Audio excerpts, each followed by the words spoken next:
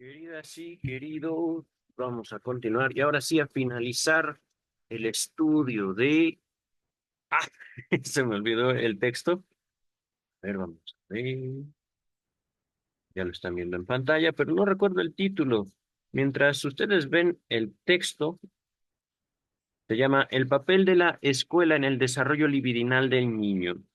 Recordemos brevemente que con libidinal nos acercamos desde el psicoanálisis a la vida emocional del sujeto humano desde la infancia, que ese es también uno de mis pendientes que estoy ahorita atendiendo. Eh, Resumen así específico sobre el papel de la libido como fuerza en el desarrollo humano. Ajá. No quiero yo reescribir los tres ensayos de teoría sexual que les dejo en la descripción. Texto fundamental para aproximarnos justamente al desarrollo libidinal. En importancia, podría señalar, después de los tres ensayos, la interpretación de los sueños. Ajá.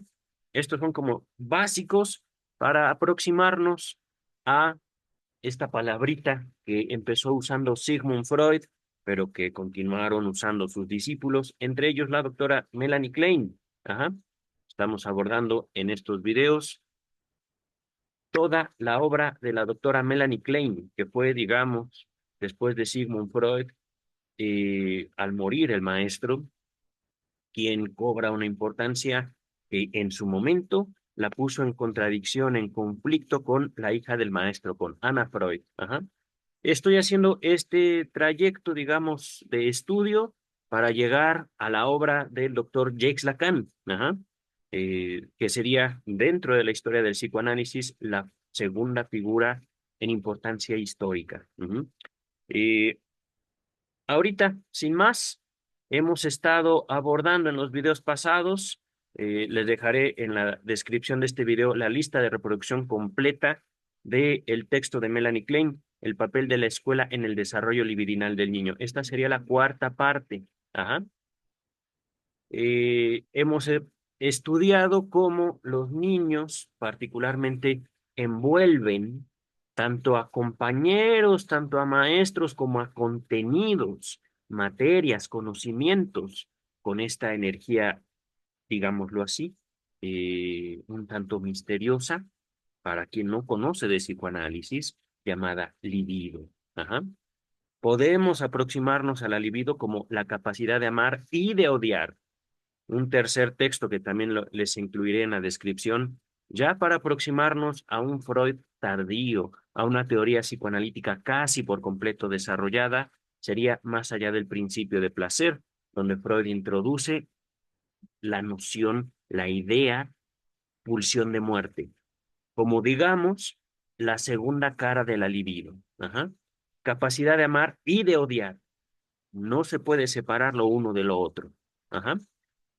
Entonces, dice, ahora sí, la doctora Melanie Klein, para el significado libidinal de la gramática, nos referiremos a algunos ejemplos expuestos en mi trabajo, Análisis Infantil, que creo que es el que sigue, queridas y queridos. El trabajo de la doctora Melanie Klein, Análisis Infantil. Ajá. El texto. Dice la doctora. Con respecto a los análisis de oraciones, Gret, que es una de las niñas que hemos estado conociendo por los informes de la doctora Klein, hablaba de un verdadero desmembramiento y disección de un conejo asado. Nota 73, pero vamos a terminar este párrafo. El conejo asado que había comido con gusto hasta que le sobrevino la repugnancia representaba los pechos y genitales de la madre. Ajá. Aquí hay, digamos, un movimiento subjetivo, un movimiento no de la doctora Klein, sino de la niña Gret. Ajá. No recuerdo cuántos años tenía Gret, pero no rebasaba los 10 años. Ajá.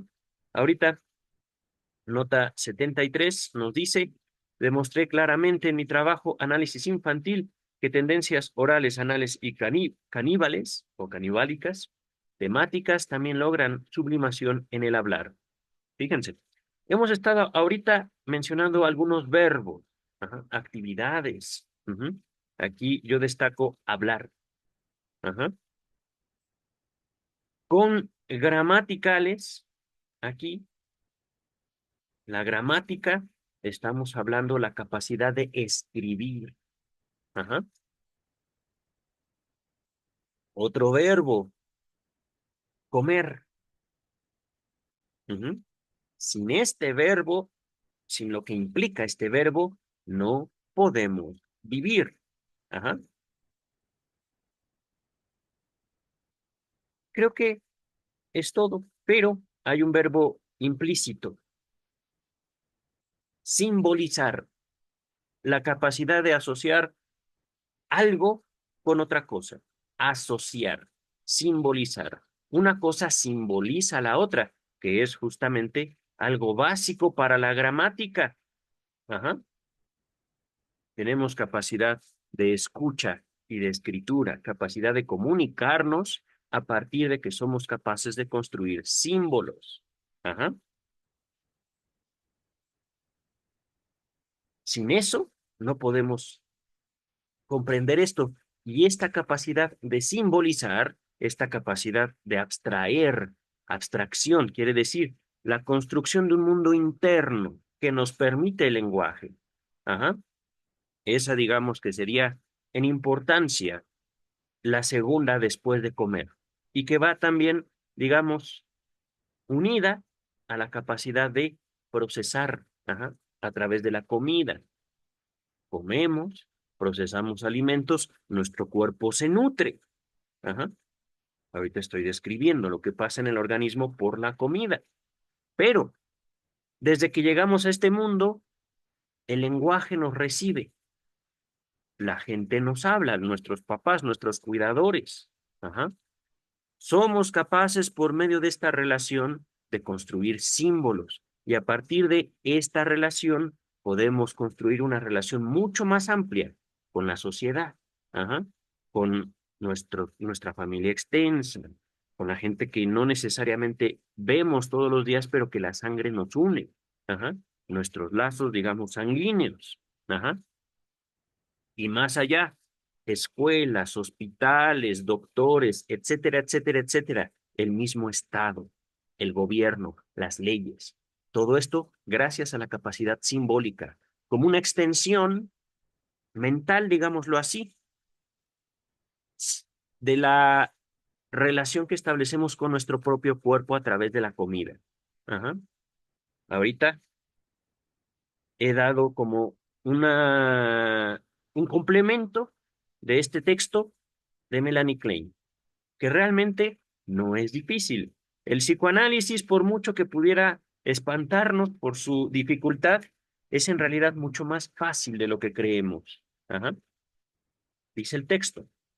En el análisis de Lisa, otra niña, me enteré de que, al estudiar historia, uno debía transportarse a lo que hacía la gente en tiempos antiguos. Para ella, representaba el estudio de las relaciones entre los padres y entre estos y el hijo, en las cuales las fantasías infantiles de batallas, aniquilamiento, es decir, muerte, etcétera, también tenían un papel importante, de acuerdo con el concepto sádico del coito. Este, este pensamiento, digámoslo así, se narra, digamos, desde Sigmund Freud. Podría yo mencionar los tres ensayos, pero también poco a poco, al menos en este texto de la doctora Klein, un texto de Sigmund Freud cobra mucha importancia sobre las teorías sexuales infantiles, es decir, de manera también implícita, ajá, a lo que apunta la doctora Klein. Desde el psicoanálisis podemos nosotros acercarnos a la perspectiva infantil que tienen los niños sobre el coito, la relación sexual. Ajá. Desde los mitos incluso. Oye mamá, oye papá, ¿cómo nací yo? ¿Cómo fue que llegué a este mundo? ¿Cómo los llegué a conocer?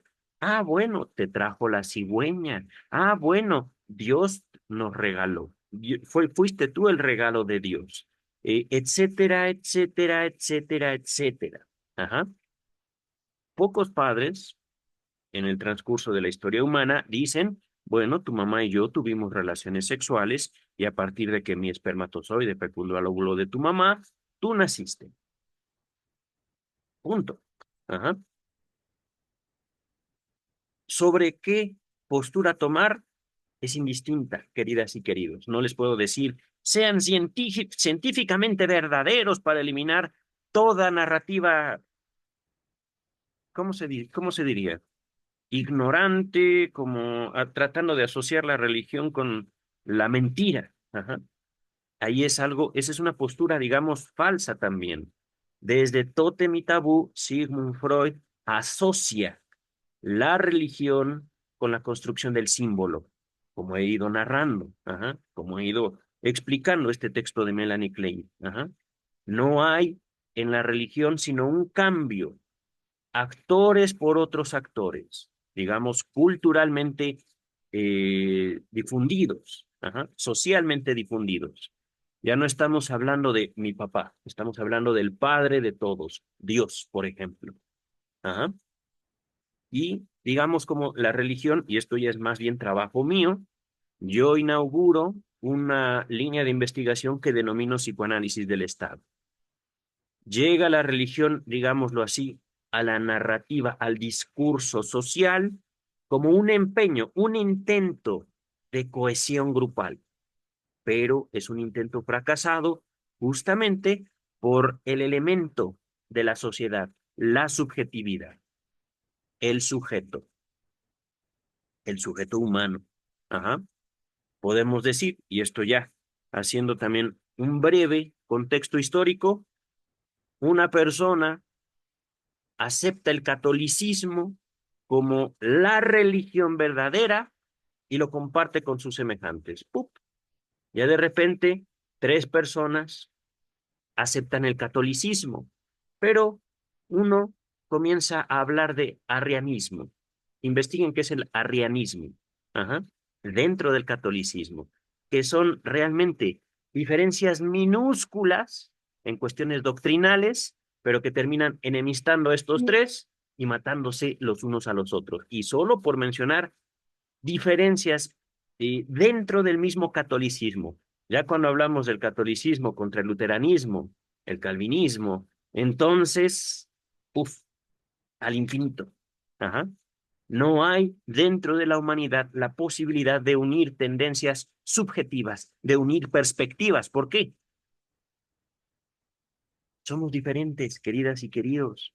Y eso es lo delicioso de la vida. Eso es lo delicioso también y lo crucial dentro de la organización humana que trasciende tanto las fronteras como los lenguajes. Somos seres humanos. Entonces, dentro de todo esto, hay niños y niños que se relacionan tanto con materias en la escuela como con sus padres en relación física, es decir, papá y mamá me cuidan, como en relación simbólica. Papá y mamá me cuidan, pero entre ellos son bastante malos, porque yo escucho a mi mamá gritando por las noches y se oyen golpes. Sí, sí, sí, no sé por qué, pero mira, hablando del concepto sádico de la relación sexual o del coito. Ajá. Mira, es que eh, eh, les dejo en la descripción sobre las teorías sexuales infantiles que tiene que ver con todo este trayecto que les he mencionado, en el cual una de las ideas que pueden tener algunos niños, no todos, y estamos hablando específicamente de ideas, teorías, es papá le pega a mamá o mamá le pega a papá, porque el que se escucha gritando es papá y yo no lo veo, pero me imagino cosas. Pobre papá, pobre mamá. Ajá. Continuamos con el texto. Hice una detallada contribución con respecto a los factores determinantes libidinales de la geografía en mi trabajo Análisis Infantil, donde también quedó demostrado que, en conexión con el interés reprimido, centrado alrededor de la matriz de la madre, que constituye la base de la inhibición del sentido de orientación, el interés en las ciencias naturales se encuentra también frecuentemente inhibido. Aquí, otro texto de Sigmund Freud. Es el trabajo, queridas y queridos. El trabajo del analista es la indagación al respecto de la orientación particular de la libido de cada sujeto. Cada sujeto que llega a análisis no es una invitación a adoctrinarlos en el psicoanálisis, es una invitación a la escucha, es una invitación a la investigación de ese sujeto particular. Ajá. Aquí Greb habla de que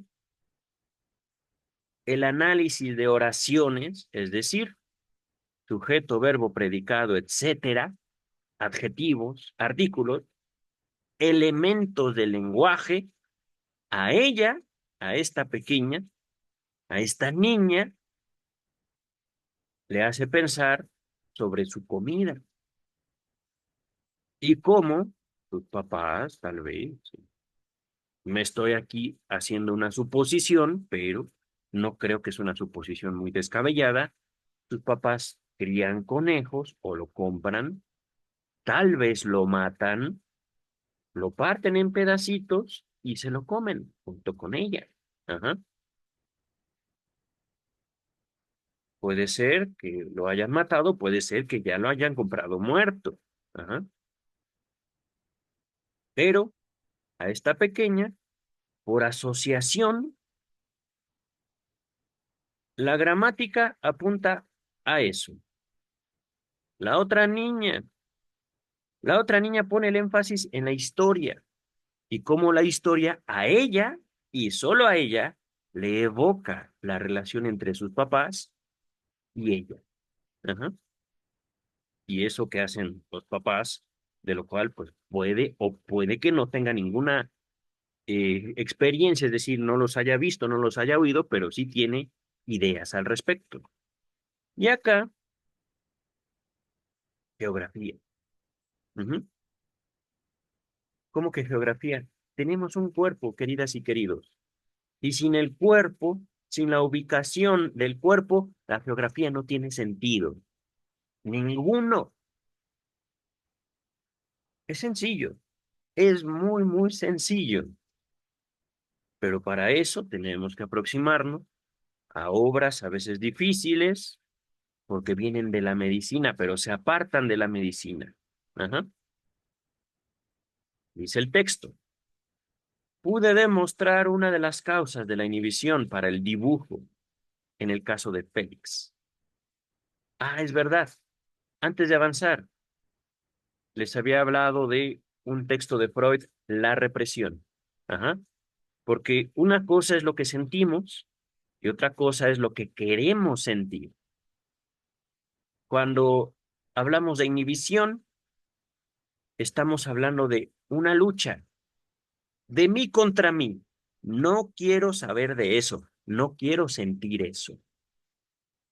Para acercarnos, digamos, de manera mucho más detallada a este fenómeno de la inhibición, les dejo en la descripción el texto. La represión, inhibición, síntoma y angustia. Y por supuesto, uno de los textos también más importantes del psicoanálisis, lo inconsciente. Todos estos escritos por Sigmund Freud. Ajá. En la descripción encontrarán videos donde hago más o menos este trabajo, pero con Sigmund Freud. Ajá. Ya acabamos toda la Standard Edition en este canal, que fueron 23 tomos. Bastante trabajo, pero muy rico el trabajo. Delicioso, debería decir. Dice el texto. Entonces, pude demostrar una de las causas de la inhibición para el dibujo en el caso de Félix, otro niño. Él no podía imaginarse cómo se trazaban o dibujaban los planos, ni podía concebir cómo se colocaban en la tierra los cimientos para un edificio. El dibujar un objeto era para él, repito y enfatizo, era para Félix crearlo. Y la incapacidad de dibujar representaba la impotencia. Aquí, antes de avanzar, no podemos, al menos desde mi experiencia en el psicoanálisis atribuir una sexualidad como la vivimos los hombres adultos a los niños. Es decir, esta impotencia de la que está hablando la doctora Melanie Klein no era una incapacidad de tener erecciones, ajá, sino a una incapacidad de hacer. Ujú. Desde los primeros análisis infantiles por Sigmund Freud, les dejo en la descripción el análisis del pequeño Hans, he observado yo que los niños no tienen una representación, no tienen un símbolo para justamente esa función corporal, la erección. Ujú. Tengo también pendiente un desglose, un acercamiento rápido, concreto, puntual de la sexualidad infantil masculina. Ajá. Tengo mucho trabajo pendiente, pero ya acabé mis trabajos en derecho, se acerca un breve periodo vacacional, voy a aprovechar para trabajar en muchos pendientes que tengo aquí. Ajá. No solo suscríbanse, sino también haciéndose miembros de este canal, tendrán acceso exclusivo a esos y otros materiales, también contextuales. En cuanto a salud mental en México y en el mundo, investigaciones que he hecho tanto en el campo de la psicología como en el campo del derecho. Ajá. Les recuerdo, estoy estudiando formalmente derecho en la Ciudad de México. Pero ya, vamos a continuar con el trabajo. Estamos frente a un texto muy corto, debo decirlo. Bueno, corto en lo que nos resta. Por eso también la libertad de dar este tipo de comentarios. Dice la doctora Klein, en otro trabajo he señalado el significado de niño o de pene, que tiene un cuadro o una lámina. Ujú. Puede comprobarse constantemente en el análisis de niños que por debajo del dibujo, la pintura y la fotografía yace una ocupación más activa, es la procreación y reproducción, en el inconsciente del objeto representado. Y aquí, queridas y queridos, la marca del psicoanálisis por excelencia. El psicoanálisis se ocupa no de la conducta, sino del estudio de lo inconsciente. Es así como definimos la mente humana. Y los psicólogos, hablando de cognitivo-conductuales, se empeñan porque eso, lo inconsciente no existe, pero no abordan la infancia, no abordan la sexualidad humana. Para los cognitivo-conductuales no hay ni amor ni odio, tampoco hay la posibilidad de que una cosa represente la otra. Todo es conducta y todo está mal, excepto lo que hacen ellos, claro está.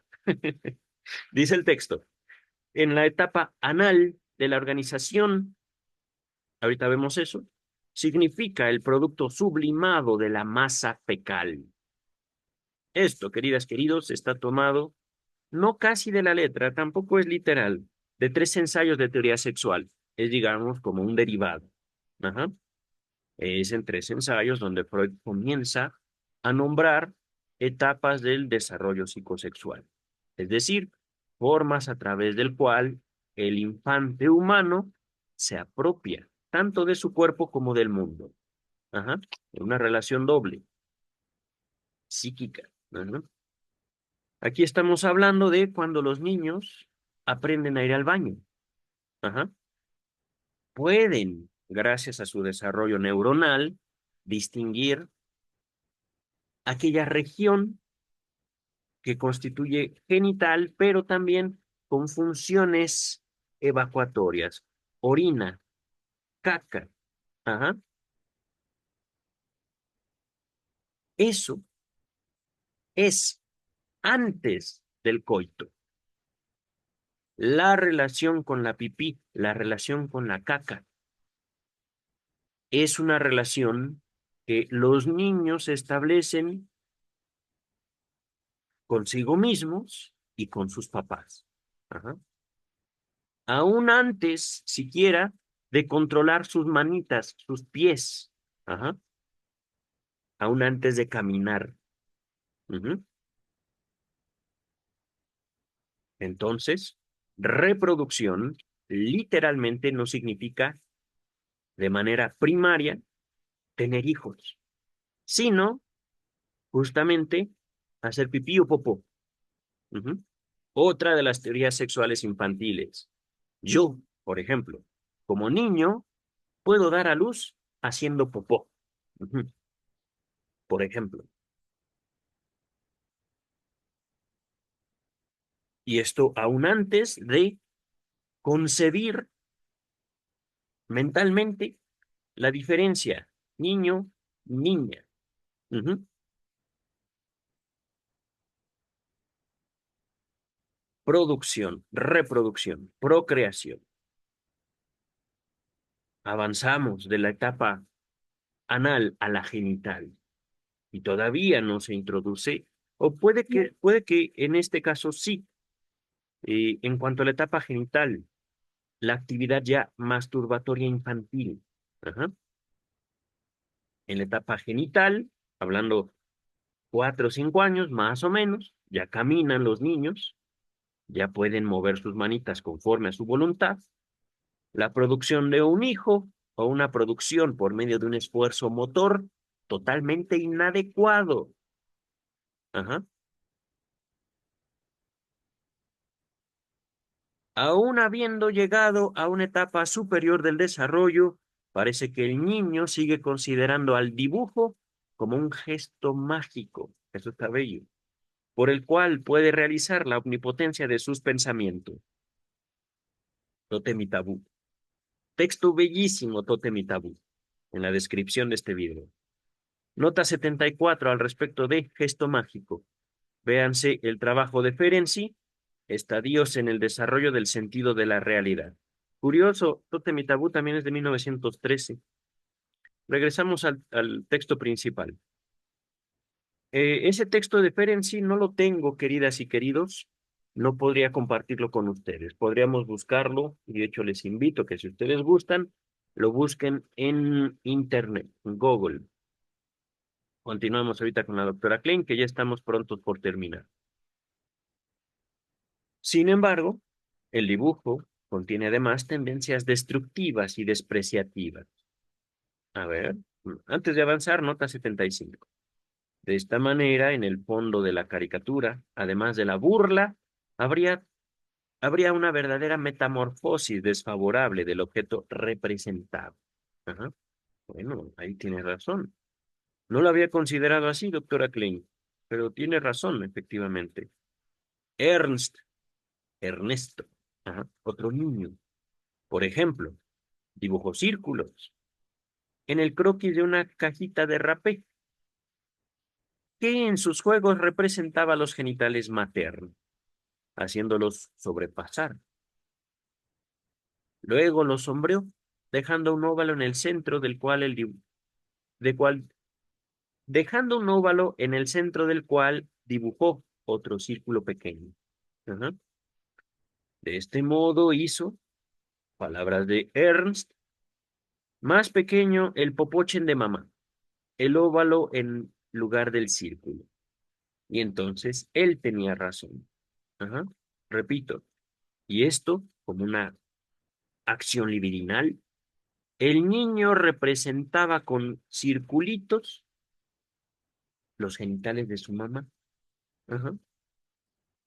Naturalmente, el niño hace eso para poder entender, para poder representar y también para poder hacer algo simbólicamente sobre el cuerpo de su madre. Su mamá no estaba en la habitación, pero estaba acá, ajá, en su propio pensamiento de este niño. Ujú. A ver, a ver. Ah, es verdad. Nota 76. Este dibujo estaba asociado con una marcada agresividad liberada por la solución del temor a la castración, que yacía por debajo de sus dificultades en aritmética. En el video pasado hablamos de la aritmética, ¿vale? Y seguramente habrá aparecido el pequeño Ernst o Ernesto. Ajá. Entonces, ¿qué hacía Ernst sobre el cuerpo de su mamá?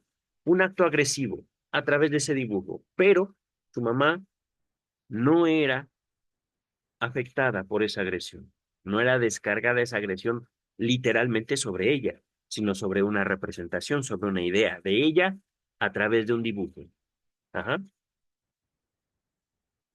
Dice el texto. Ah, ahorita voy a continuar en esto, ¿vale? Marcada agresividad por solución del temor a la castración. Ajá. Otra teoría sexual infantil.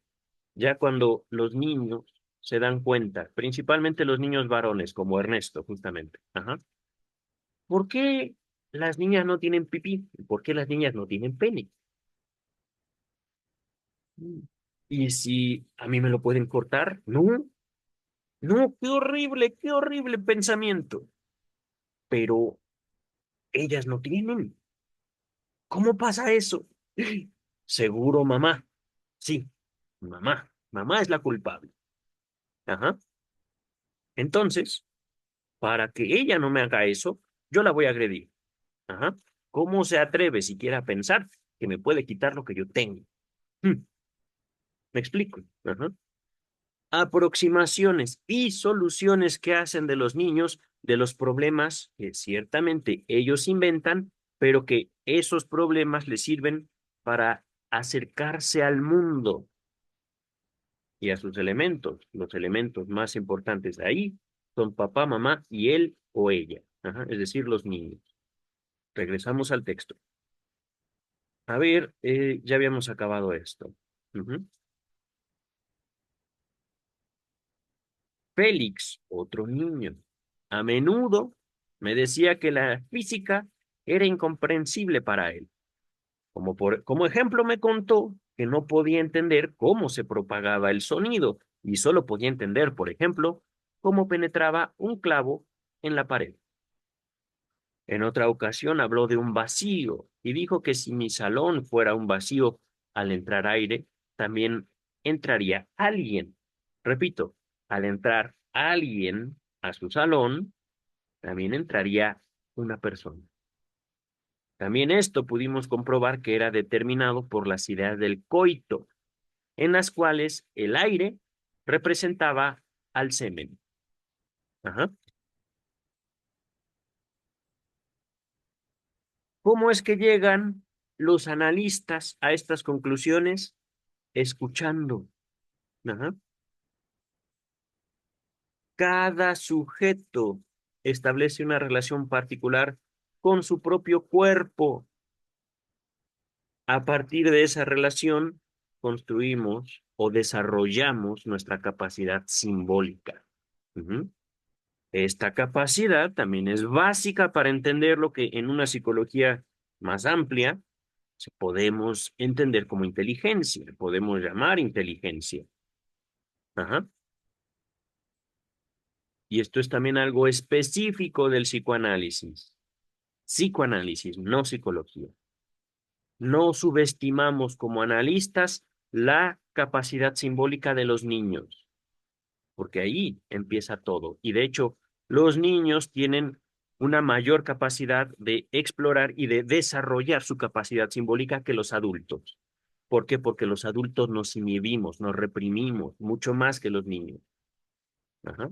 Bueno, esto por supuesto de cada caso, pero de manera general, un niño o una niña recién nacidos tienen mayor capacidad de, digámoslo así, desarrollar su inteligencia que un adulto. Vamos a continuar. He tratado de demostrar que las principales actividades llevadas a cabo en la escuela son canales por donde fluye la libido y que, de este modo, los instintos parciales logran la sublimación bajo la supremacía de los genitales. A ver, aquí nuevamente, tres ensayos de teoría sexual. Ajá. Instintos parciales. Idea fundamental de los tres ensayos de teoría sexual. Instintos parciales o pulsiones parciales. Ajá.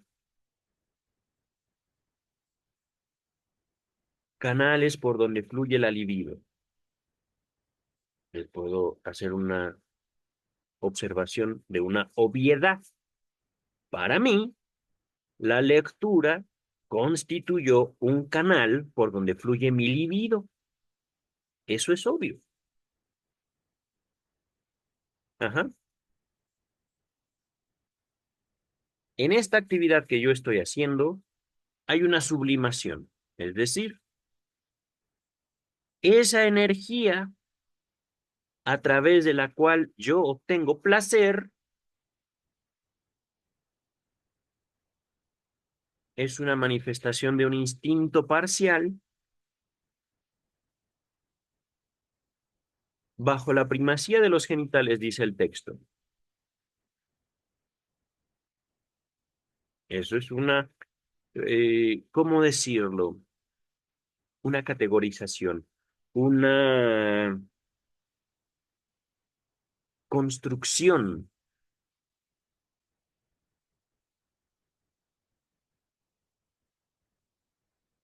Ahorita lo ponemos así.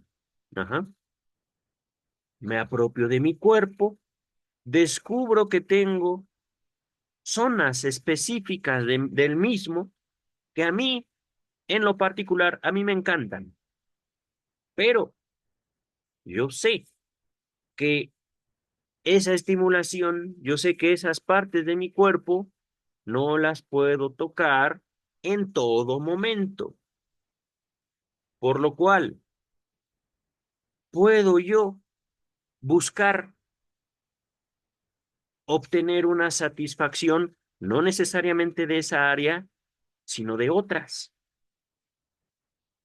Y voy a obtener esa satisfacción a partir de otras actividades. Ahí sí, socialmente aceptables. Estoy ahorita haciendo una descripción de la sublimación, palabrita, presentada por Sigmund Freud en Pulsiones y Destinos de Pulsión. Pulsión y no me acuerdo cuál es, si es Pulsión y Destinos de Pulsiones o Pulsiones y Destinos de Pulsión. Creo que es la segunda. Así se llama el texto de Freud que encontrarán en la descripción. Ajá. Dice el texto. Esta catexia libidinal, vámonos despacito, se extiende desde los estudios más primarios, lectura, aritmética, escritura, hasta los esfuerzos e intereses más amplios, basados en aquellos de modo que las raíces de inhibiciones posteriores y también de la inhibición vocacional se encuentran sobre todo en aquellas que frecuentemente parecen haber desaparecido y que concernían a los más tempranos estudios. Despacio. Catexia libidinal, capacidad, poder de relacionarnos con cosas, ya sean cosas físicas o cosas abstractas, temas, materias, ideas, conceptos. Ajá.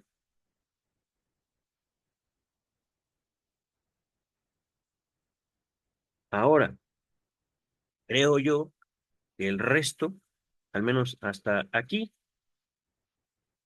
se entiende. Ajá.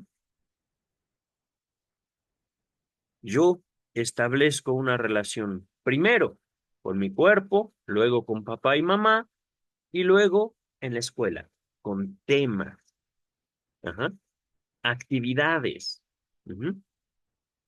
Pero ya en la construcción de la relación con mi cuerpo y con mis cuidadores, se introducen en mí particulares inhibiciones. Es decir, tocar está mal, tocarse está mal, también tocar al otro está mal. Ajá, yo, para mí. Y yo me digo a mí, no me voy a tocar, no voy a tocar a nadie más. Ujú.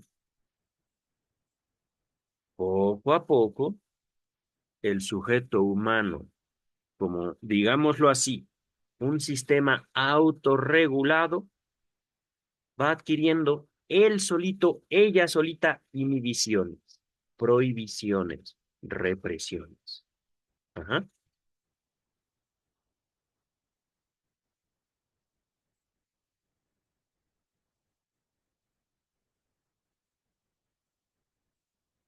dice el texto. Sin embargo, las inhibiciones a estos estudios tempranos están basadas en inhibiciones al juego. O sea, que en el fondo vemos que todas las inhibiciones posteriores, tan importantes o significativas en la vida y el desarrollo, vienen de las primeras inhibiciones al juego. Ajá. Historia real, historia mía, de mi propio análisis, por supuesto. A mi mamá le daba miedo cuando yo jugaba Nintendo, pero eso era de ella. Ajá. A mí me encantaba jugar Nintendo. Nintendo. No estoy haciendo referencia a ninguna otra actividad. Literalmente, yo tenía que esconderme para jugar Nintendo, porque si mi mamá me veía jugando Nintendo, me regañaba fuertemente. Aún así, el Nintendo estaba ahí. Alguna vez mi mamá llegó a esconderlo. No descuidaba yo mis estudios porque ciertamente, así como jugaba, podría aprender a la primera. Era un buen estudiante y lo sigo siendo, de hecho. Por ejemplo de esto, los videos que están viendo ustedes. Pero, en mi caso, en esa relación particular, mi mamá pretende inhibir mi actividad. Yo la defendí, mi actividad. Pasa el tiempo, estudio psicología. Me acerco al psicoanálisis después de mis estudios en psicología. Y yo, ya sin ninguna intención de reclamo hacia mi madre, le pregunto, ¿por qué no me dejabas jugar Nintendo? ¿Por qué? No hacía yo nada malo. Y es más, gracias a esos juegos aprendí solito inglés. Solito, completamente solo. Ay, amo a los RPG. Pero mi mamá me responde, me daba miedo. Me daba miedo verte tan concentrado en algo, como que te perdías. Pues sí, estaba jugando. Pero, dice el texto, en mi trabajo, análisis infantil, demostré que partiendo del punto en el cual las condiciones previas para la capacidad de sublimación derivan de las fijaciones libidinales en las sublimaciones más tempranas, en mi caso el Nintendo, ajá, que considero son el hablar y el placer en el movimiento. Miren, es verdad, antes del Nintendo, hablar, moverse. En mi vida infantil, por supuesto, socialmente aceptable, el placer por el Nintendo, el placer por el fútbol, eran lo que me daba sentido. Ahorita están viendo ustedes la otra actividad que pude apropiarme, la lectura, el estudio. Pero eso soy yo. Ajá. Cada ser humano, digamos, conforme sus propias capacidades y sus propias posibilidades sociales, establece límites a su propia vida. Y aquí, digamos, lo que yo he encontrado en mi clínica, lo que a veces me espanta de la humanidad, es la capacidad de ciertos sujetos de apartarse a sí mismos de su propia capacidad de goce, de placer. Hay hombres y mujeres, adultos principalmente, aunque también algunos niños, que viven procurando eliminar en su vida y en la vida ajena toda posibilidad de obtener placer de la lectura, de la escritura, del deporte, del estudio, de la ciencia, del arte. La mera risa para algunos sujetos alrededor de la historia del mundo, de la humanidad, la mera risa representa una actividad condenable para ciertas personas. Es decir, si mi vida es miserable, la tuya también tiene que serlo. No, queridas y queridos, no, no, no permitamos eso.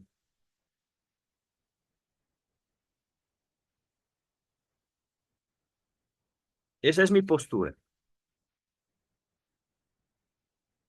No hagamos de nuestra vida y de la vida ajena una miseria. Y si ustedes quieren hacerla porque así obtienen ustedes un placer, Que Dios los bendiga, literalmente. Pero yo no tengo por qué soportar a alguien que quiera hacer mi vida miserable. Y no lo haré. Yo, dice el texto. Repito, ¿vale? Porque aquí nuevamente la palabrería analítica estorba. Ajá. Dice la doctora Klein, demostré, voy a partir de ahí, demostré que a partir del punto en el cual las condiciones previas, infantiles, ajá, para la capacidad de sublimación, es decir, yo busco mi goce en actividades socialmente aceptables, primero que nada por papá y mamá, ajá, derivan de las fijaciones libidinales, es decir, yo en la historia con mi propio cuerpo encuentro esto deseable. Puede ser lo que ustedes gusten y manden. Correr, el columpio, saltar, gritar. Soy niño. Ajá. Me permito todo eso y me permiten ciertas cosas que a mí me gustan. Ajá. En las sublimaciones más tempranas, dice la doctora Klein, que considero son el hablar y el placer del movimiento, tres ensayos de teoría sexual, las actividades y los intereses del yo, sujeto, cada persona, que se extienden constantemente, logran atrapar objetos al adquirir un significado simbólico para el placer, un camino de esos objetos que nosotros encontramos. Mi juguete, mi muñeca, mi yoyo, mi trompo, el Nintendo, ajá, a mí me permiten, como niño, conocer el mundo. Me permiten como niño obtener placer de mi relación conmigo y con el mundo. El balón de fútbol, por ejemplo, tomando el fútbol, me siento tan enojado con mamá porque me quitó mi Nintendo. Entonces pegarle al balón es pegarle a mi mamá. ¡Pum! Pero de todos modos corro tras el balón. ¿Por qué? Porque la amo. Es mi mamá. Por ejemplo, y la acaricio. No a mi mamá, sino al balón, al moverlo entre mis piernas, al moverlo entre mis pies, al tocarlo con delicadeza. Entonces, en el fútbol, con la pelota, puedo descargar tanto mi ira como mi ternura hacia una madre que yo no puedo tocar. Helo ahí, queridas y queridos. Y eso soy yo. El psicoanálisis no condena de ninguna manera la agresión. ¿Por qué? Porque sería una paradoja. ¿Cómo pretendemos eliminar la agresión prohibiendo? Eso ya es otra agresión y no es posible quitar la agresión de la humanidad porque conforma también parte de nuestra capacidad de amar. Si yo tengo hijos y los amo, supongamos, voy a odiar a cualquiera que le hiciera algo a mis hijos. Los voy a defender. Ajá. Mis hijos o mi mujer. Ujú. Por ejemplo, no es posible amar sin odiar a alguien. Y esto es una relación, ahorita estoy describiendo una relación simple, porque también tenemos la ambivalencia. A veces te amo, a veces te odio, no te puedo tolerar ciertas cosas. A ti, querida, amada, ajá, mi pareja, por ejemplo, dice el texto. El mecanismo de la inhibición que describí en el citado trabajo permite el progreso de la inhibición de una actividad o tendencia del yo a otra, debido a los significados simbólicos sexuales comunes. En otras palabras, queridas y queridos, la construcción de símbolos, justamente, nos permite el contacto con nuestras propias necesidades afectivas, nos permite la descarga de esas catexis libidinales, de esa energía, ajá, y al mismo tiempo nos permite, no paradójicamente, no, no, no, no, no, sino aquí sí ya es directo. Si yo soy capaz de amar y de odiar y de transferir a veces mi frustración a actividades socialmente constructivas, me permiten justamente introducirme en la sociedad. Ajá. Nuevamente, una de las cualidades específicas del psicoanálisis en contraste con toda teoría psicológica ajena al psicoanálisis es que encontramos que la represión, la inhibición, tiene una función social. No es por sí sola mala. Nos frustra, sí, pero esa frustración no tiene que ser mala para mí como sujeto. ¿Por qué? Porque soy capaz de procesarla. ¿Por qué? Porque soy capaz de construir símbolos. ¿Por qué? Porque soy capaz de, digámoslo así, odiar sin lastimar a alguien vivo. Ajá. Dice el texto.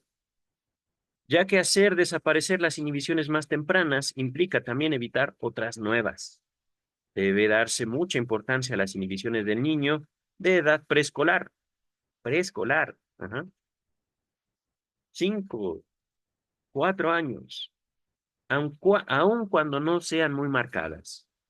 Ya estamos a 2 páginas, me parece. ¿No? 3. Ok, ok. En el trabajo a que me refiero, les recuerdo análisis infantil. ¿Dónde está? ¿Dónde está? Análisis infantil. Ajá. En el trabajo a que me refiero, traté de demostrar que el temor a la castración era la base común de estas inhibiciones tempranas y todas las siguientes. El temor a la castración está opuesto a las actividades y los intereses del yo, porque además de tener otros determinantes libidinales, tiene siempre, en el fondo, un significado simbólico genital y de coito. Antes de continuar, desde la interpretación de los sueños, texto fundacional del psicoanálisis, Freud introduce la idea del complejo de Edipo. Ajá. Y la castración o el complejo de castración es una de las formas particulares de cada niño, de cada niña, de solucionar su propio complejo de Edipo. Ajá. De manera breve, quiero a mamá para mí. No quiero compartirla con mi papá. Mi papá estorba. Ajá. Quiero que mi papá se vaya de la casa con su mamá, pero también quiero a mi papá. ¿Cómo hacer? Bueno, es que también no depende de mí toda solución. Ellos deciden. Ellos son más fuertes y más grandes que yo. Ujú. E incluso, como yo quiero a mi mamá para mí, ¿qué tal si mi papá se entera y me hace daño? Me castra. Ajá. Otra forma de castración en este mismo ejemplo que he puesto en este momento es, no quiero perder a mi papá, no quiero que se vaya, pero quiero a mi mamá para mí. Ajá. El temor a la castración está opuesto a las actividades y los intereses del yo, porque además de tener otros determinantes libidinales, también amo a mi papá, y es más, a veces yo quisiera que mi papá solo jugara conmigo y a veces mi mamá estorba. Ajá. Siempre en el fondo tiene un significado simbólico, simbólico, no literal, de genital y coito. Ajá. Ahorita En este ejemplo que puse, estoy representando un ejemplo de Edipo completo. Ajá. Repito, complejo de Edipo completo. Conforme a una constitución bisexual también señalada en los tres ensayos de teoría sexual como natural en la mayor parte de la humanidad. Ajá. Es decir, quiero que papá juegue conmigo, quiero que mamá juegue conmigo, tienen un significado. Ajá. Lo podemos entender así. Ujú. Simbólico. Ajá. Dice el texto. La vasta importancia del complejo de castración en la formación de las neurosis es bien conocida. Es decir, yo ya me hice un escenario como un niño de lo que quiero y de lo que no quiero. Establezco yo para mí un conflicto. Conflicto que soluciono justamente defendiendo tanto mis intereses como separándome de papá y mamá cuando me es posible. Ajá. Escondiéndome para jugar Nintendo, por ejemplo. O jugando Nintendo solo cuando no está mi mamá. Ujú. En todo caso, esto de yo soy yo para mí cuando no está mamá es un ejemplo de la escisión psíquica. Ujú. Ejemplo, escisión psíquica, es decir, separación de un yo en dos partes, en dos porciones. No puedo decir dos mitades porque al final eh, no son proporciones iguales, pero sí es, digámoslo así, como un yo soy yo para mí, yo soy yo para ti. Y no es nada más mamá, es papá, son los maestros, los tíos, los abuelos, los hermanos. Ajá. Damos porciones de nosotros, por supuesto, dependiendo de nuestros intereses y nuestros criterios. Ajá. Nuestras expectativas de las relaciones sociales, dice el texto. En su trabajo, Introducción del Narcisismo, te los dejo en la descripción, Freud establece la importancia que tiene el complejo de castración en la formación del carácter y se refiere a esto repetidas veces en su trabajo sobre neurosis infantil. Nota 77. No sé qué quiere decir esto, vamos a dejarlo así. En su trabajo, el complejo de castración en la formación del carácter, Alexander ha demostrado en el análisis de un adulto la influencia del complejo de castración en la formación del carácter. En un trabajo no publicado, ay, ¿qué quiere decir eso en alemán? Voy a dejarlo así. La angustia infantil, no sé qué quiere decir eso. El resto ya no entiendo ese alemán. Conecté con el citado trabajo del doctor Alexander, hice la tentativa, el intento de demostrar esto por el material dado en el análisis de niños e indiqué la gran importancia del temor a la castración en las inhibiciones del deporte, los juegos y el estudio, y las inhibiciones de la personalidad en general. Regresamos al texto, nota 77, aquí me quedé. Debemos referir el establecimiento de todas las inhibiciones que afectan al estudio y el desarrollo posterior a la época del primer surgimiento de sexualidad infantil, el cual, con el advenimiento del complejo de Edipo, es lo que más activa el temor a la castración. Me refiero al periodo temprano entre 3 y 4 años de edad. Es la represión subsiguiente de los componentes activos masculinos, tanto en niñas como en los varones, lo que provee la base principal de las inhibiciones en el aprender. Aquí, dos textos también de Sigmund Freud. Ah, ¿cómo se llama este?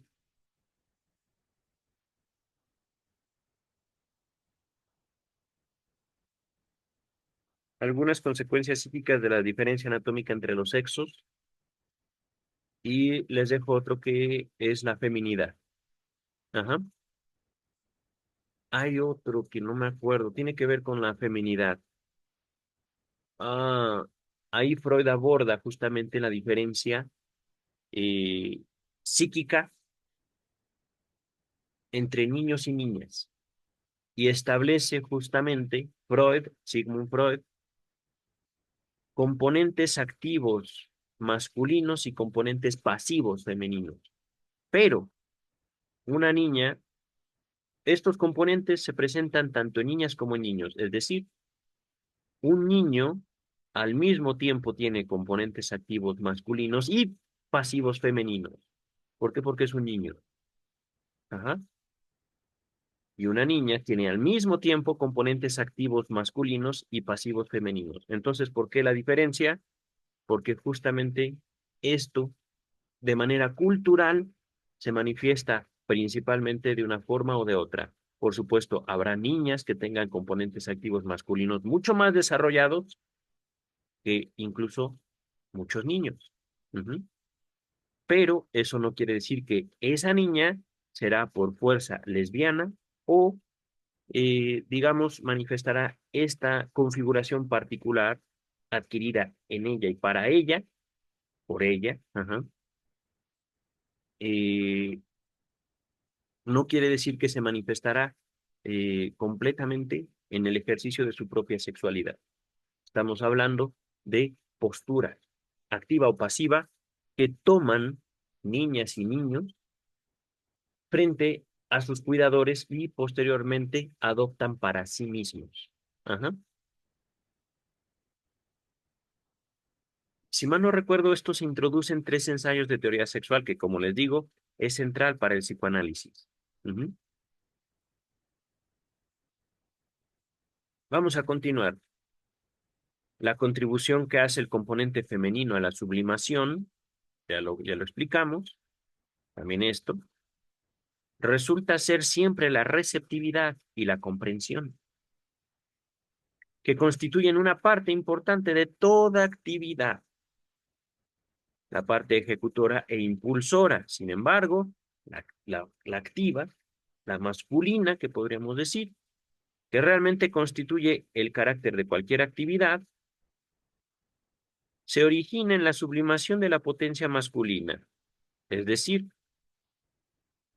yo quiero hacer porque papá hace, porque papá resuelve, pero si yo me comporto como papá frente a papá, me pega, me castiga. Ajá. Entonces, la solución que yo odio es tomar una actitud femenina ante papá. Es decir, sí, papá, lo que tú digas. Mm, pero en cuanto te des vuelta, desgraciado. Ajá, dice el texto. La actitud femenina hacia el padre, conectada con la admiración y el reconocimiento del pene paterno y sus proezas, se convierte por sublimación en la base de la comprensión de proezas artísticas y otras más generales. Es decir, ahorita yo puse un ejemplo de conducta agresiva hacia un padre, ajá, desafiante. Pero, ¿y qué tal el reconocimiento? Papá puede, papá hizo, papá logró. Yo quiero ser como él. Y para ser como él, tengo que ser pasivo frente a él. Sí, papá, como tú digas. ¿Por qué? Porque eres genial. Ese es mi padre. Ajá. ¿Cuántos hombres han escuchado decir eso? Por lo general, dentro de mi propia experiencia clínica y social, la mayor parte de los varones establecen una relación desafiante hacia el padre y luego hacia cualquier representante del padre, llámese Estado, llámese jefes del trabajo, aunque sean mujeres, dice el texto. Puede ser constantemente, pude ver, perdón, constantemente en los análisis de varones y niñas, la importancia que podía tener la represión de esta actitud femenina a causa del complejo de castración. Es decir, no me vas a quitar lo que yo tengo. Represión de actitud femenina. Porque si yo me demuestro débil, me puedes matar. Por lo tanto, ¡pum! Ajá. Desafío, agresión hacia cualquier representante de la figura paterna. Continuamos. pues como es parte esencial de toda actividad, su represión contribuirá en forma importante a la inhibición de cualquier actividad. Ajá. Es decir, yo quiero, pero no sé, y no voy a permitir que me enseñes. Ajá. Y como yo quiero hacerlo, pero no sé, pues lo hago mal. Y como lo hago mal una y otra vez, aprendo, pero no avanzo como debería, y entonces, pues soy un inútil. Ajá. Y no hago nada. Por ejemplo, dice el texto. También he podido observar en el análisis de hombres y mujeres cómo, a medida de que parte de su complejo de castración se volvía consciente y la actitud femenina aparecía más libremente, a menudo ocurría un gran resurgimiento de intereses artísticos y otros.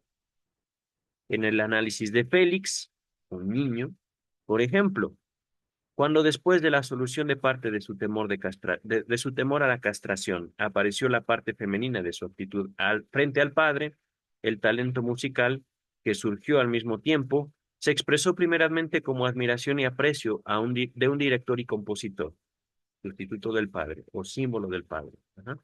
Solo al aumentar su actividad se empezó a desarrollar una facultad crítica más severa, manifestándose en una comparación con su propia capacidad y en esfuerzos siguientes de imitar las proezas de otro. Es decir, papá también tiene derecho, puede habernos reprimido, puede habernos causado mucho miedo, pero también papá pudo hacer grandes cosas. Ujú. Dice el texto. Una observación que se confirma con frecuencia es que por lo general las niñas son mejores estudiantes que los varones. Eso es cierto. Pero que, por otro lado, sus hazañas posteriores no se aproximan a las de los hombres.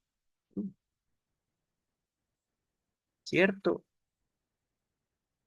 Indicaré brevemente algunos factores que me parecen importantes o significativos también con respecto a esto.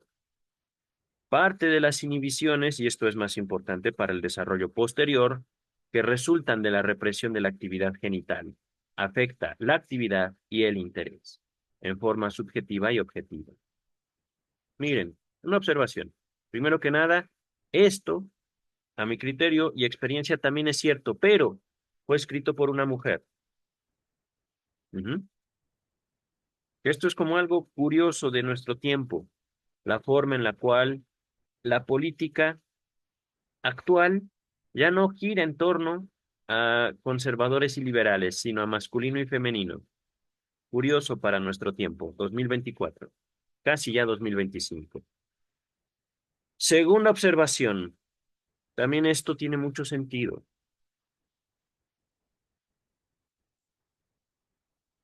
Y aquí he de señalar, al menos desde mi criterio, mi experiencia también clínica, mi abordaje teórico del psicoanálisis, mi línea de investigación psicoanálisis del Estado tiene mucho que ver con esta observación. El miedo hacia la sexualidad femenina, particularmente la ausencia de respuesta sexual en el cuerpo femenino. Es decir, ajá, no solo partimos de la castración, o podemos entender es un derivado de la castración. ¿Cómo sé, como varón o como mujer, que una mujer está disfrutando de la relación sexual? Ajá. Ahorita lo estoy planteando de esta manera. Tiene que ver también tanto con el surgimiento como con el desarrollo del feminismo. Ese temor, ese pavor que causa a la cultura humana en general, primero, la ausencia de pene en el cuerpo femenino y segundo, la incapacidad de saber que una mujer goza de la relación sexual. Ajá. Puesto que no sabemos, tanto hombres como mujeres, atribuimos a la figura femenina en sí y por sí una libertad que atenta no en contra de valores religiosos, sino en contra de valores orgánicos, subjetivos, culturales. Ajá. Y esto, digamos, forma parte del psicoanálisis del Estado. Voy a ponerlo así.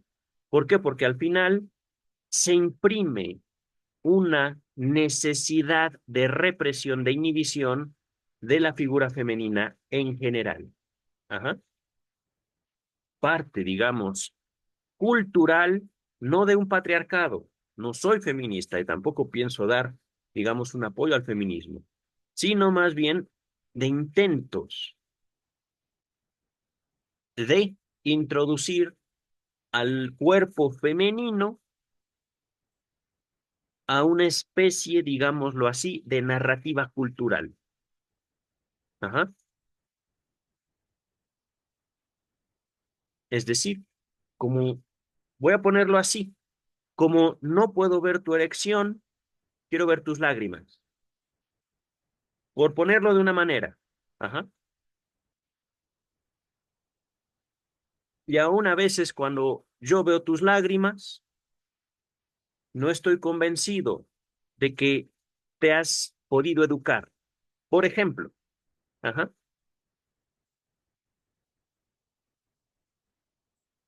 dicho de manera positiva, la figura femenina trasciende la lógica cultural y eso da mucho miedo. Ahorita lo estoy poniendo de esa manera. Melanie Klein lo está explicando de otra, que no está equivocada. Estamos los dos diciendo exactamente lo mismo, con palabras distintas. Dice el texto, represión de la actividad genital. Ajá.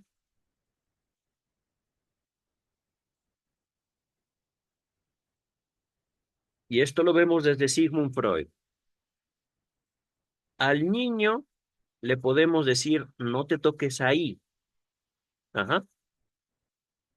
Y el niño desarrolla justamente a partir de su complejo de Edipo el temor a la castración. Si yo me sigo tocando ahí, puede haber consecuencias nefastas para mí.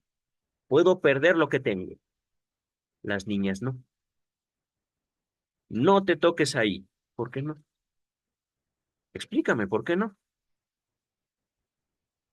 Tu explicación no justifica mi inhibición. Tu explicación no justifica la razón por la cual yo no tengo que tocarme ahí. Por poner un ejemplo, ajá, no tienen nada que perder. Les menciono esos textos de Sigmund Freud, que los últimos que mencioné, que encontrarán en la descripción, porque justamente, dado que la represión afecta de manera considerable a la figura femenina, sin justificar los feminismos, que ya es en sí un reforzamiento de la represión cultural. Es curioso también ese carácter del feminismo como discurso. Ajá, y aquí sí es psicoanálisis del Estado. Ajá. Abajo el patriarcado. Buscan apropiarse de lo femenino. Buscan una sustitución de algo que nunca tuvieron. Aplastan justamente lo femenino a través del feminismo. Ujú. Es un reforzamiento a la represión cultural, el feminismo. ¿Por qué? Justamente por la lógica simbólica, queridas y queridos. En el campo simbólico no hay cuerpos. Se constituye el campo simbólico a través del cuerpo, pero como tal, en lo simbólico no hay cuerpos. No hay diferencia en lo masculino, lo femenino. Freud, el texto Lo inconsciente. En lo inconsciente no hay diferencias de masculino y femenino. No estoy diciendo nada nuevo.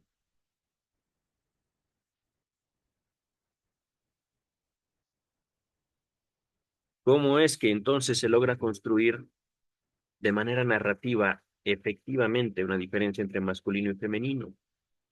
Justamente ahí está la dificultad. Y luego, apoyándome tantito en Lacan, la mujer no existe, es decir, una mujer, otra mujer, un cuerpo, otro cuerpo, un simbolismo, otro simbolismo. Al menos entre niños tenemos la posibilidad de apelar a la castración, es decir, al temor de perder. De ellas no sabemos nada. Ajá. Citando una vez más a Freud, la psicología femenina es el continente oscuro del psicoanálisis, justamente por eso, porque un cuerpo femenino se traduce en una psicología femenina única. Un cuerpo femenino es otra psicología femenina única. La mujer no existe. Lacan. Y por supuesto estoy como explicando también un poquito a Lacan ahorita. Entonces, ¿qué cosas?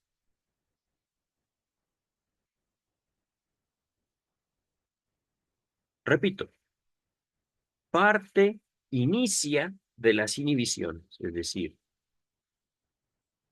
si las niñas ya después no pueden hacer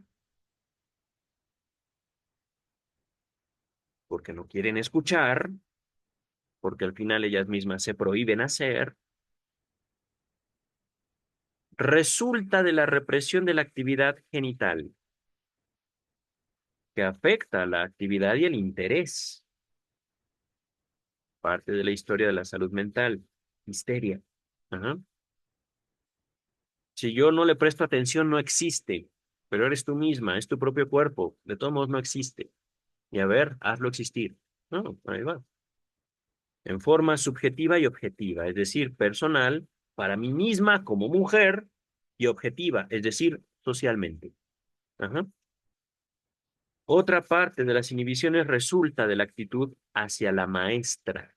Es decir, mira, si pude con el maestro, ¿crees que no voy a poder contigo, mujer? Claro que sí.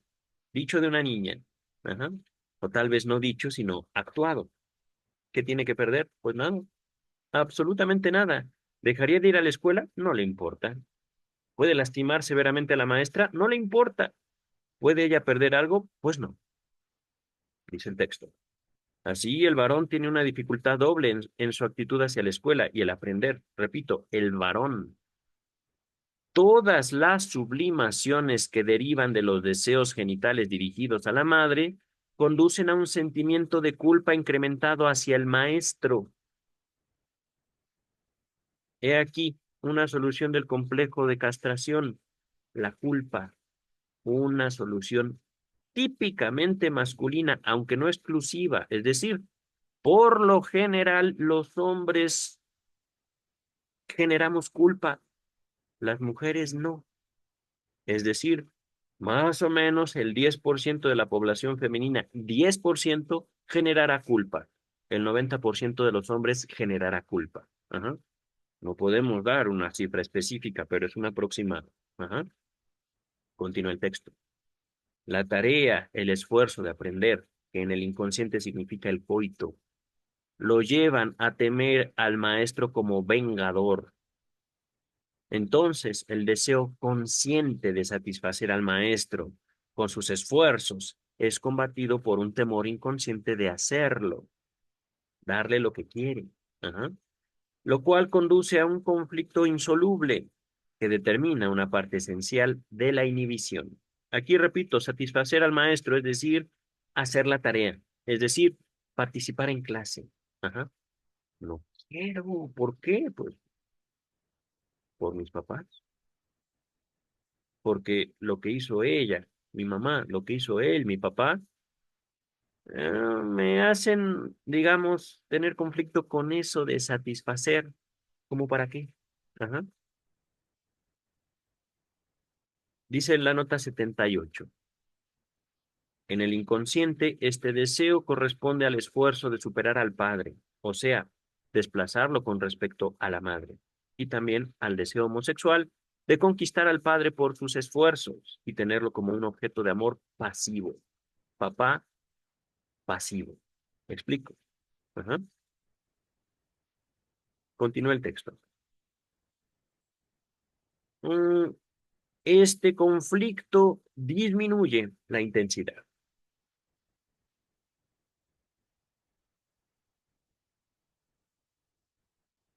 Repito, este conflicto, estaba viendo si me quedé ahí, sí, ¿verdad? Ajá. Habíamos hablado de la inhibición en la capacidad o en la inhibición de la posibilidad de aprender. Ujú. ¿Por qué? Porque el aprendizaje gira en torno a una figura social que ya llega, digámoslo así, influida por los conflictos previos. Ajá. Justamente el aprendizaje no empieza en la escuela. Digamos, la escuela y la figura de los maestros, las maestras, se insertan ya en una concatenación de aprendizaje previo en la familia con el cuerpo propio. Ajá. Dice el texto. Este conflicto disminuye la intensidad cuando los esfuerzos del niño ya no están bajo el control directo del maestro y se puede concluir o conducir, perdón, con más libertad. Sin embargo, la posibilidad de actividades más amplias solo se presenta en un grado mayor o menor, donde el temor a la castración ha afectado solo la actitud hacia el maestro y no tanto las actividades y los intereses mismos. Así puede verse alumnos malos que logran éxito en su vida posterior. Sin embargo, para aquellos cuyos intereses mismos estaban inhibidos, la forma en que fracasaron en la escuela queda como prototipo del desenvolvimiento posterior. Ajá. En las niñas, la inhibición debido al complejo de castración y que afecta a toda la actividad es de importancia preponderante. La relación con un maestro, que puede ser tan cargosa para el varón, actúa en la niña más bien como un incentivo, si es que sus capacidades no están demasiado inhibidas. En su relación con la maestra, la actitud de ansiedad proveniente del complejo de Edipo no tiene la intensidad de la situación análoga en el varón. A ver, despacito. Mm,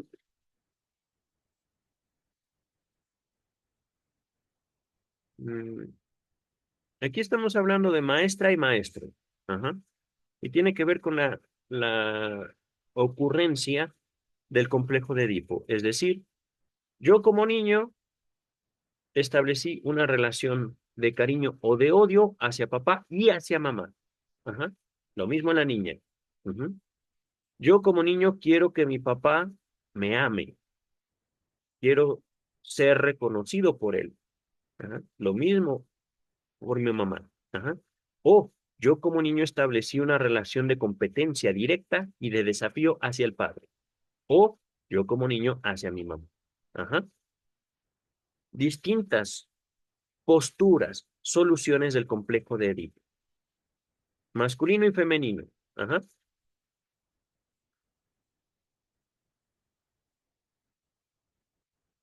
Aquí, primero, niña frente a maestro. La niña, como niña, dice, del maestro puedo aceptar que me enseñe. De la maestra no. ¿Me explico? O bien, la maestra despierta en mí ansiedad. ¿Por qué? No sé. No es tanto algo que haga ella, sino que ella es mujer. Aquí, nueva observación sobre el feminismo. El feminismo justamente se compone como la maestra, es decir, una entidad diferente de la mujer. ¿Me explico? El feminismo, el movimiento feminista, también dividido, igual que las religiones, se constituye o busca constituirse como la mujer, fracasando. Ujú. ¿Por qué? Porque siendo un movimiento social, cultural, tiende a prescindir de los sujetos, exactamente igual que la religión, queridas y queridos. Podemos decir, la religión es el padre, mientras que el feminismo es la madre. Ajá. Estoy hablando de símbolos, pero también símbolos cada vez más separados, argumental, narrativamente, en cuanto a su estructura, de los sujetos. Curioso eso. Y esto es parte de psicoanálisis del Estado. Esto no está escrito en mi primer libro, es más bien una elaboración que estoy desarrollando a partir de este texto de Melanie Klein. Ajá. Eh, digo, en mi libro es como una introducción a todo esto de psicoanálisis del Estado. Un análisis, digamos, de la figura infantil y de su relación con los discursos, que entre ellos, en mi primer volumen, incluyo la ley. Ajá. ¿Cómo se forma la ley? Y esto como una consecuencia innata de la relación con mi propio cuerpo. Ahorita lo voy a dejar así. Ajá. Repito, en su relación con la maestra, la niña con la maestra, muestra la actitud, en su relación con la maestra, la actitud de ansiedad. No tiene la intensidad de la situación idéntica del varón o en el varón. Ajá.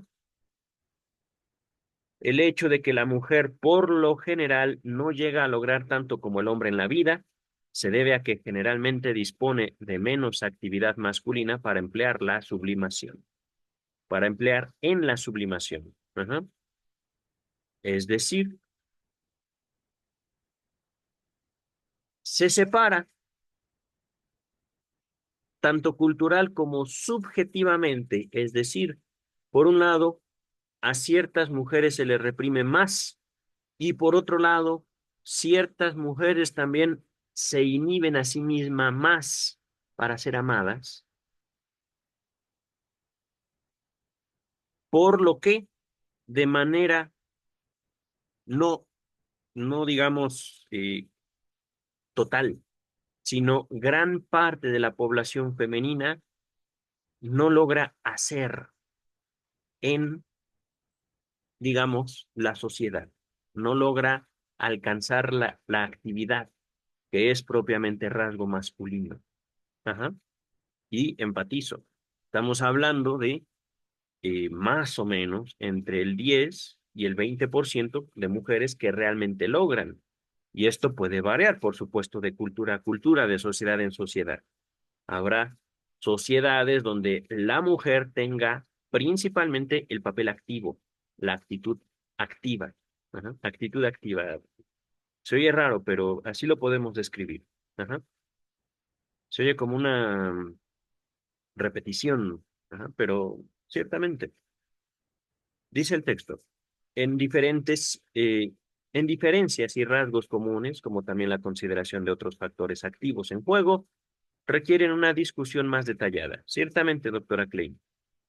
Sin embargo, aquí me debo contentar con algunas breves y por lo tanto insuficientes indicaciones, que necesariamente convierten mi presentación en algo demasiado esquemático. Ya la esquematicé todavía más, lo siento. Dice el texto. También dentro de estos límites resulta imposible sacar ni siquiera parte de las numerosas conclusiones teóricas y pedagógicas que podía rendir el material aquí indicado.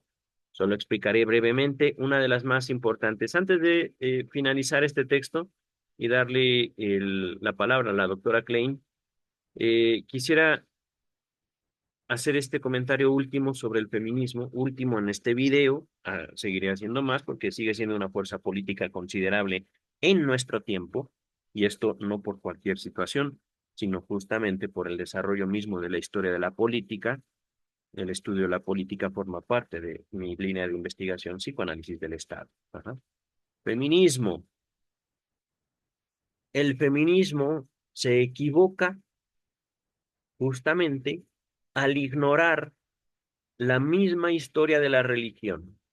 ¿Por qué? Porque está el feminismo como tratando de alcanzar el grado dogmático, el grado de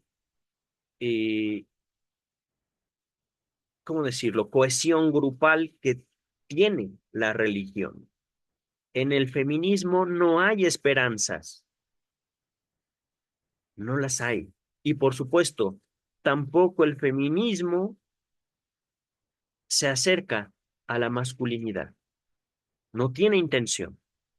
Por eso digo, no hay un intento de cohesión. Para el feminismo, lo único que importa es su idea de feminidad, su idea de lo femenino.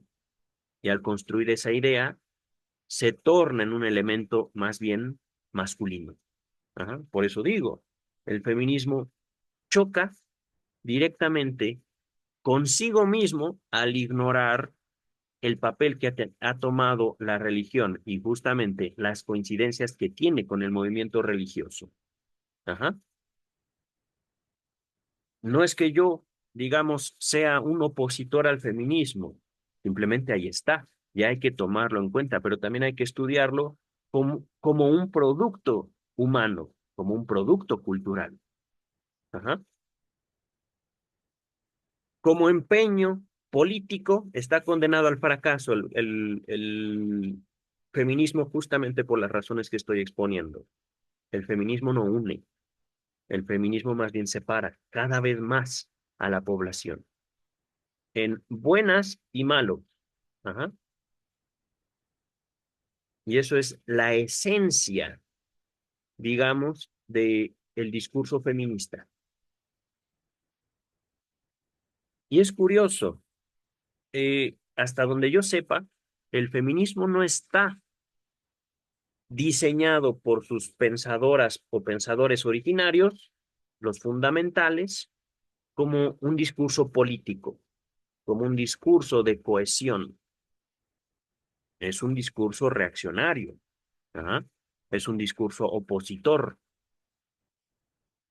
pero actualmente las condiciones muy favorecidas por el desarrollo de las redes sociales lo han colocado al feminismo en ese papel histórico, como una manifestación de la política. Curioso, pero importante también de considerar al día de hoy. Ahora sí, la doctora Klein va a cerrar su propio texto. Dice la doctora Klein, por lo que se ha dicho, hemos llegado a considerar el papel de la escuela como mayormente pasivo. Resulta ser una piedra de toque para el desarrollo sexual que ya se ha logrado más o menos afortunadamente. ¿En qué consiste entonces el papel activo de la escuela? ¿Puede lograr algo esencial para el desarrollo libidinal y total del niño?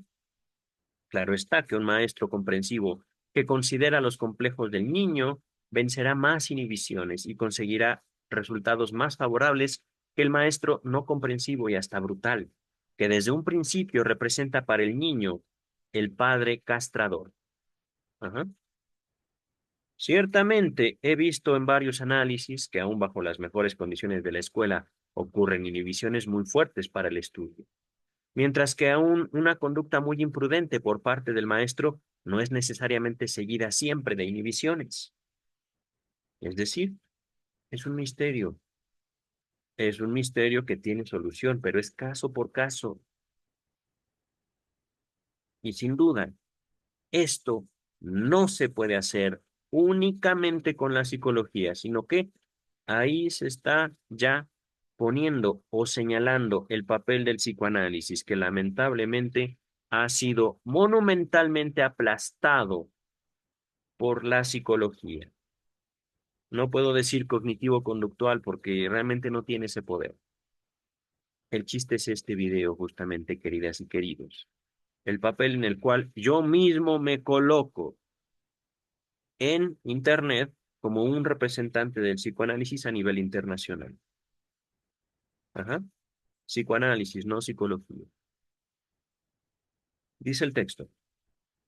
Resumiré en breve mi concepto del papel del maestro en el desarrollo del niño.